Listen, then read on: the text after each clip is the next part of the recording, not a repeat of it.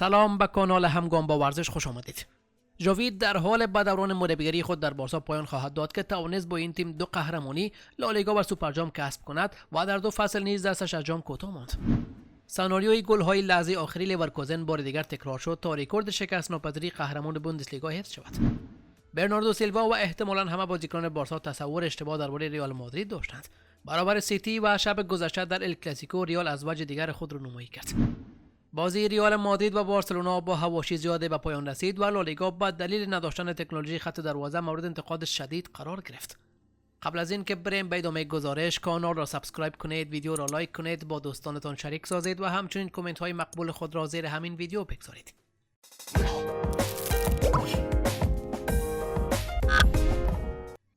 پس از شکست در لیگ قهرمانان اروپا، بارسا تمام امید خود را به بازی دیروز در سانتیاگو برنابئو گذاشته بود. همه می‌دانستند که عدم پیروزی مقابل ریال مادرید به معنای خداحافظی از لالیگا است. اگرچه بارسلونا با گل زود هنگام کریستنسن که گل هشتم بارسا در این فصل از روی کارنر بود، شروع عالی داشت ولی بازی با نتیجه 3-2 برای ریال مادرید به پایان رسید. با 6 بازی باقی مانده تا پایان فصل، بارسا 11 امتیاز از ریال مادرید عقب است. در واقع شاگردان ژاوی روز گذشته در اولین بازی این فصل خارج از خانه خود شکست خوردند. تا قبل از بازی در برنابئو آنها در 15 بازی دور از مونجویک 9 برد و 6 تساوی داشتند. بارسا در این فصل در 3 ال کلاسیکوی متوالی مغلوب ریال شده است. در بازی دور رفت در ورزشگاه المپیک مونجویک ریالی ها با برتری 2-1 3 امتیاز حیاتی را از آن خود کردند. بعداً دو تیم در فینال سوپرجام به مسافه هم رفتند و آبیاناری ها با نتیجه 4-1 شکست خوردند. بازی در عربستان یکی از دردناکترین شکست‌های فصل بود و دیروز در برنابئو تیم آنجلوتی دوباره پیروز شد. پیروزی که عملاً عنوان قهرمانی لالیگا را به آنها می‌دهد. بارسلونا حالا بهترین سناریوی ممکن را پیش رو دارد. کاتالان‌ها در اواسط اپریل هستند و همین حالا با تمام عناوین فصل خداحافظی کردند. در اولین فصل ژاوی نیز بارسا نتوانست فاتح جام شود. بارسا قبلا از کوپا دل ری و لیگ قهرمانان نیز کنار رفته بود. والنسیا، خیرونا، ریال سوسیداد، آلمریا، رای وایکونو و سویا رقبای باقی مانده بارسا تا پایان فصل هستند. بیلینگام که در بازی رفت ناجی ریال مادرید بود و هر دو گل این تیم را برای پیروزی برابر حریف قدیمی به ثمر رسانده بود، در این بازی هم بار دیگر به ستاره بیچون و چرای آنها تبدیل شد و توانست گل سوم و پیروزی بخش تیمش را در وقت‌های تلف شده وارد دروازه حریف کند. او پس از گلی که به ثمر رساند خوشحالی خاص را با لوکاس واسکز به نمایش گذاشت و سپس به سوی هواداران رفت تا شادی پس از گل مخصوص خودش را با دستان باز انجام دهد و اتفاق جالبی که رخ داد این بود که هواداران روی سکوها هم مانند او این خوشحالی را انجام دادند تا صحنه تماشایی در برنابئو به تصویر کشیده شود.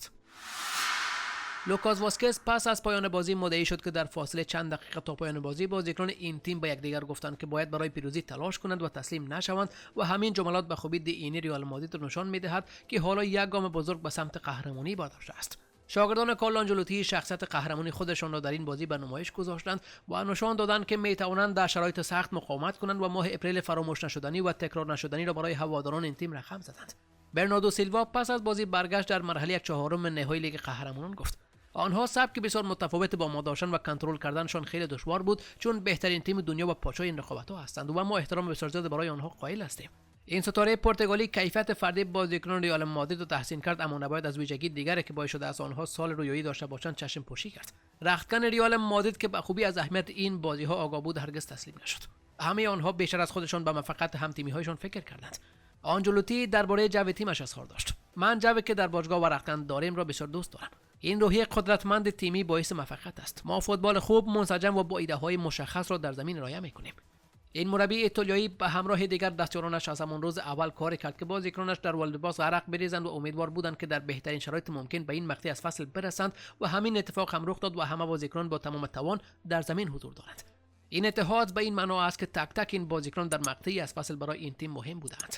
بازیکن بسیار خوبه که در مسیر مشخص و یکسان در حال حرکت است و این موضوعی است که بیشتر از هر ویژگی فردی در دنیای فوتبال اهمیت دارد. مثال لوکاس واسکز 32 ساله است که ریال میداند چطور میتواند روی او حساب کند. بازیکنی که با تمام وجود در زمین تلاش میکند. کار او فراتر از توانایی ورزشی است چون نقش مهم و کلیدی را در رختکن ریال مادرید ایفا میکند. صحبت آنها پیش از ضربات پنالتی برابر سیتی نشانگر اهمیت حضور چنین بازیکنان در این گروه سالم است و این تنها مثال نیست. ناچو که فصل خیلی خوب هم نداشته است برابر سیتی عالی بود. خوسلو هم در بسیاری از دیدارها عالی ظاهر شده و براهیم دیاز نقش مهم را در ریال مادرید ایفا کرده است. بنابراین همه 23 بازیکن ریال مادرید در واقع خانواده با تعهد و انسجامی هستند که در کمتر تیم دیده می شود.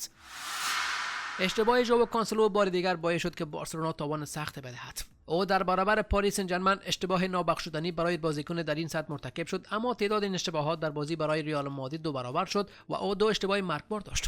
اول از همه به واسکز اجازه داد که به راحتی در صحنه‌ای که منجر به پنالتی و 1-1 شدن بازی شد از او عبور کند و سپس فراموش کرد که وظیفه اش دفاع کردن است و به این بازیکن اجازه داد که به راحتی از پشتش فرار کند و توپ را به طور دروازه بدوزد.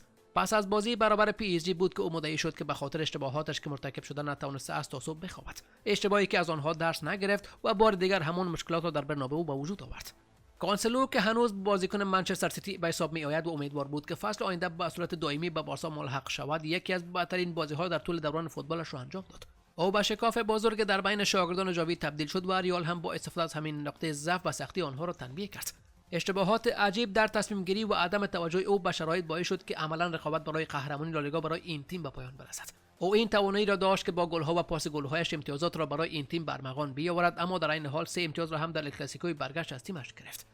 فینال سوپر جام تاثیر زیاد روی الکلاسیکوی برگشت در لالیگا داشت. سبک دفاعی به کار گرفته شده توسط ژاوی در آن روز در واقع هدیه‌ای برای بازیکنان سری ریال مادرید بود که توانست مهارت‌هایشان را با استفاده از فضای پشت سر مدافعان حریف و نمایش بگذارد.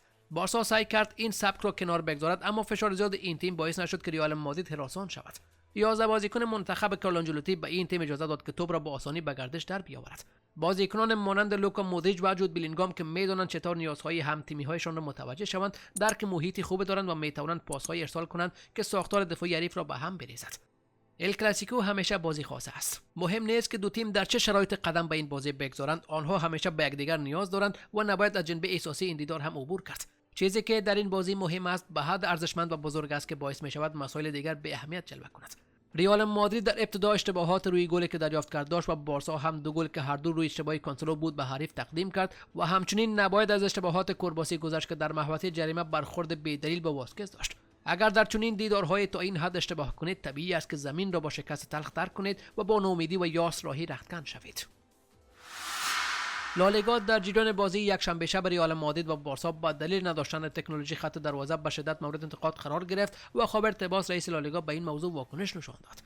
ال کلاسیکو در برنابئو 1-1 بود که لامین یامال گل زد، اما آندری لونین توپ را جمع کرد و وار نیز نتوانست تشخیص بدهد که یا توپ از خط عبور کرده یا خیر. با بنابراین داور گل را مردود اعلام کرد.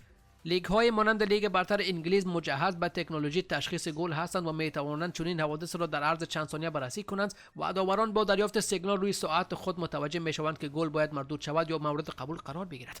چون این فناوری در لیگ اسپانیا وجود ندارد و الدار گویرو گزارش می‌دهد که خاور تباس نمی‌خواهد بر این فناوری 2.6 میلیون یورو هزینه کند. هواداران نمی‌توانستند باور کنند که گل یامال مردود شد، اما تباس به صورت از کمبود تکنولوژی لیگ خود دفاع کرد. رئیس لالیگا در شبکه اجتماعی ایکس چند مقاله درباره لحظاتی که تکنولوژی خط دروازه مرتکب اشتباه شده را منتشر کرد و نوشت: بدون شرح هواداران بارسلونا هم به انتقاد از او پرداختند و گفتند این اولین بار است که رئیس لیگ علنا بر حمایت از یک تیم برمیخیزد. این لحظه برای بارسلونا بسیار پرهزینه بود و این تیم با گل درهنگام جود بلینگام تن به شکست داد و امیدهایش برای قهرمانی لالیگا برباد رفت. کاپلو درباره صحنه مشکوک عبور توپ لامین یامال از خط دروازه گفت: این غیر قابل قبول و شرم‌آور است که لالیگا تکنولوژی خط دروازه ندارد، در حالی که خاور تباس ادعا می‌کند بهترین لیگ دنیا را دارند. دورتموند و بایر لورکوزن در هفته 30 بوندسلیگا برابر هم به میدان رفتند که این دیدار با تساوی 1-1 به پایان رسید. دورتموند در ابتدا با گل نیکولاس فولکروک پیش افتاد، ولی لورکوزن در لحظات پایانی موفق شد با گل یوسیب اشتانیشیچ از شکست فرار کند. لورکوزن که در دیدار قبل قهرمانی‌اش را در بوندسلیگا قطعی کرده بود، رکورد بازی‌های بدون شکستش را افزایش داد و به 45 بازی متوالی در تمامی رقابت‌ها رساند. در این فصل لورکوزن بارها با گل دقیقه 90 و وقت‌های اضافه توانست از شکست بگریزد و یا برنده از زمین خارج شود. یوسیب استانیشیچ مدافع لورکوزن بعد از گلزنی برابر دورتموند با پوزخند گفت: رمز این گل‌ها این است که تا دقیقه آخر و سوت پایان به خودمان ایمان داریم. البته در این فصل کم شانس هم با ما یار بود. یک چیز واضح است: گل‌های دقایق پایانی مدت هاست که به تخصص تیم ژابی آلونسو تبدیل شده است و نه فقط در بوندسلیگا بلکه در لیگ اروپا و جام حذفی نیز این اتفاق رخ داد. مثلا در بازی مقابل قره‌باغ صدرنشین لالیگا از باخت برد ساخت. گل‌های دقیقه 90 در بوندسلیگا: بایر مونیخ 2 بایر لورکوزن 2 اسگویل پالاسیفس دقیقه 94. آکسبورگ 0 بایر لورکوزن 1 اسگویل پالاسیفس دقیقه 94. لایپزیگ 2 بایر لورکوزن 3 پیر هینکاپه دقیقه 91. بایر لورکوزن 2 هوفنهایم 1 پاتریک شیک دقیقه 91. بورچا دورتموند 1 بایر لورکوزن 1 یوسیب استانیشیچ دقیقه 97. لیگ اروپا: بایر لورکوزن 1 قره‌باغ 0 ویکتور بونیفس دقیقه 90 قره‌باغ 2 بایر لورکوزن 2 پاتریک شیک دقیقه 92 قره‌باغ 2 بایر لورکوزن 3 پاتریک شیک دقیقه 93 وست هام 0 بایر لورکوزن 2 ویکتور بونیفس دقیقه 92 جام حذفی بایر لورکوزن 3 اشتوتگارت 2 جوناتان تاه 3 بازی بدون شکست در بوندسلیگا رکورد چشمگیر تیم دوستداشتنی آلونسو در این فصل بود. این روند شکست ناپذیری فقط به بوندسلیگا محدود نمی شود. لورکوزن در واقع در هیچ مسابقه‌ای در فصل جاری شکست نخورده است. لورکوزن در دیدار بعدی باید در خانه با دیدار اشتوتگارت برود و در ادامه در نیمه نهایی لیگ اروپا در المپیکوی شهر روم با این تیم دیدار خواهد داشت. سپاسگزارم از همراهیتان. در پناه خداوند بزرگ باشید.